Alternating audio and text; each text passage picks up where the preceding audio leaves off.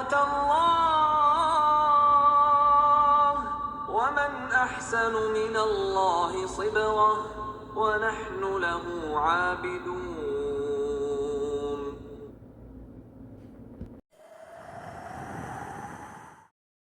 السلام علیکم ورحمۃ اللہ وبرکاتہ. کما تدین تدان. What goes around comes around. You reap what you sow. This is actually a verse in the Bible. اور اردو میں کہتے ہیں جیسی کرنی ویسی بھرنی. اللہ کا آج کا نام انہی فریزز کے متعلق ہے. اللہ کا نام الدیان.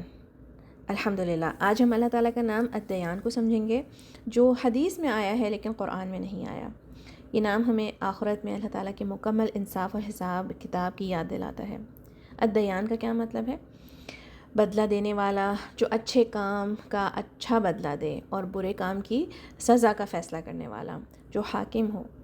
حساب لینے والا، جو ہر قسم کے چھوٹے بڑے عمل کا حساب لے. اس کے مطلب میں یہ بھی آتا ہے کہ جو غالب اور زبردست ہو، جس کی اطاعت پر ہر کوئی مجبور ہو. یہ نام ہمیں بتاتا ہے کہ اللہ ہی وہ ہستی ہے جس نے لوگوں کو اپنی اطاعت کے تابع کیا ہوا ہے اور وہی سب کا حساب لینے والا ہے. نبی اکرم صلی اللہ علیہ وسلم نے فرمایا کہ لوگ قیامت کے دن برہنہ اور انسرکمسٹائز اور بے سر و سامان جمع کیے جائیں گے. لوگوں نے سوال کیا بے سر و سامان کا کیا مطلب ہے؟ آپ صلی اللہ علیہ وسلم نے فرمایا ان کے پاس کچھ بھی نہیں ہوگا. پھر اللہ سبحانہ تعالیٰ ان کو پکاریں گے اور کہیں گے میں بادشاہ ہوں، یعنی میں مالک ہوں، میں الدیان ہوں، میں فیصلہ کرنے والا ہوں. یہ مناسب نہیں کہ جہنم والوں میں سے کوئی بھی جہنم میں داخل ہو جبکہ جنت والوں میں سے کسی پر ان کا کوئی حق باقی ہو جب تک میں اسے اس کا حق نہ دلوا دوں. اور یہ مناسب نہیں کہ جنت والوں میں سے کوئی بھی جنت میں داخل ہو جبکہ جہنم والوں میں سے کسی پر اس کا کوئی حق باقی ہو جب تک میں اسے اس کا حق نہ دلوا دوں. اور یہ اعلان ہر شخص سنے گا.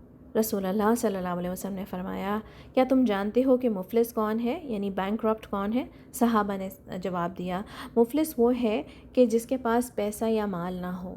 نبی اکرم صلی اللہ علیہ وسلم نے جواب دیا میری امت کا مفلس وہ ہے جو قیامت کے روز نماز، روزے اور زکوٰۃ کے ساتھ آئے گا لیکن اس نے کسی کو گالی دی ہوگی، کسی پر بہتان لگایا ہوگا، کسی کا مال کھایا ہوگا، کسی کا خون بہایا ہوگا اور کسی کو مارا ہوگا.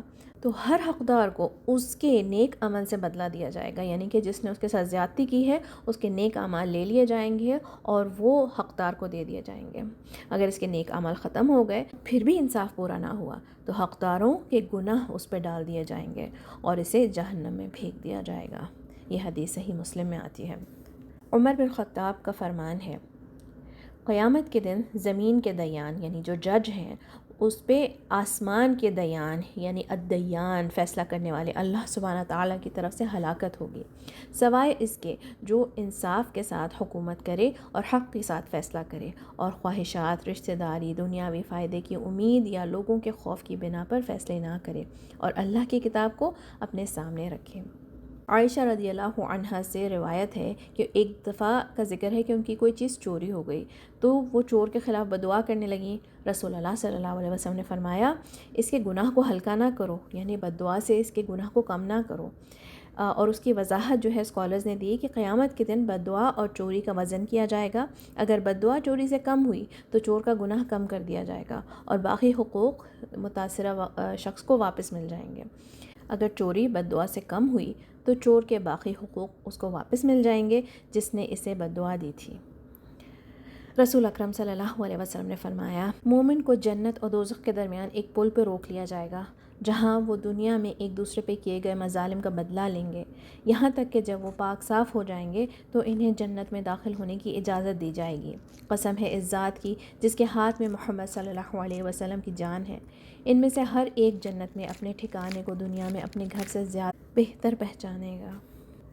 رسول اللہ صلی اللہ علیہ وسلم نے فرمایا اللہ مومن کو اپنے قریب کرے گا اور اسے اپنی رحمت کے پردے میں چھپا لے گا اور پوچھے گا کیا تم نے فلاں فلاں گناہ کیے؟ وہ کہے گا ہاں میرے رب.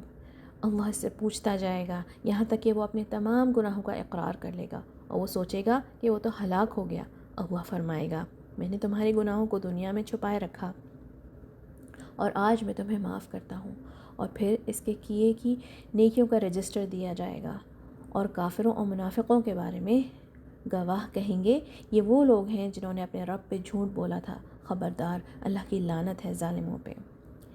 یہ نام ایک اور حدیث میں بھی آتا ہے جو کہ ایک موقوف حدیث ہے، یعنی کہ یہ ابو درداء تک آ کے یہ سٹاپ ہو جاتی ہے حدیث، اور رسول اللہ صلی اللہ علیہ وسلم سے کنیکٹڈ نہیں ہے ان روایہ. Righteousness is never wasted away. Sin is never forgotten. الدیان never sleeps. Be as you wish. How you deal with others is how you will be dealt with. This is mentioned in Ahmad. الخطابی کہتے ہیں کہ دیان وہ ہے جو کہ بدلہ دے، اور اس کا مطلب میں جج بھی آتا ہے. یہ وہ نام ہے جسے ہمیں یاد رکھنا چاہیے اور پکارنا چاہیے جب بھی کوئی ہماری حقوق چھین لے اور ہمیں اس دنیا میں انصاف اگر ہم حاصل نہ کر سکیں. اللہ تعالیٰ کسی کا حق نہیں لیتا اور کسی پر ظلم نہیں کرتا. ہر ایک کو مکمل طور پر وہ ملے گا جس کا وہ مستحق ہے. رسول اللہ صلی اللہ علیہ وسلم نے فرمایا یقیناً اللہ نے اچھے اور برے اعمال لکھے ہیں اور انہیں واضح کر دیا ہے. جو شخص کسی اچھی نیت کا ارادہ کرے لیکن اسے نہ کرے تو اللہ اسے ایک مکمل نیکی کے طور پر لکھے گا.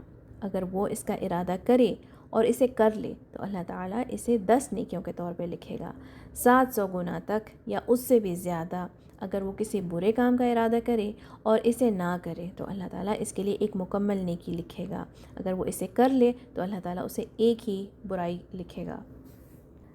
اللہ تعالیٰ سورۃ آل عمران میں فرماتے ہیں، جس کا ترجمہ ہے اور رہے وہ لوگ جو ایمان لائے اور نیک عمل کیے تو انہیں ان کے پورے بدلے دیے جائیں گے، اور اللہ ظالموں کو پسند نہیں کرتا.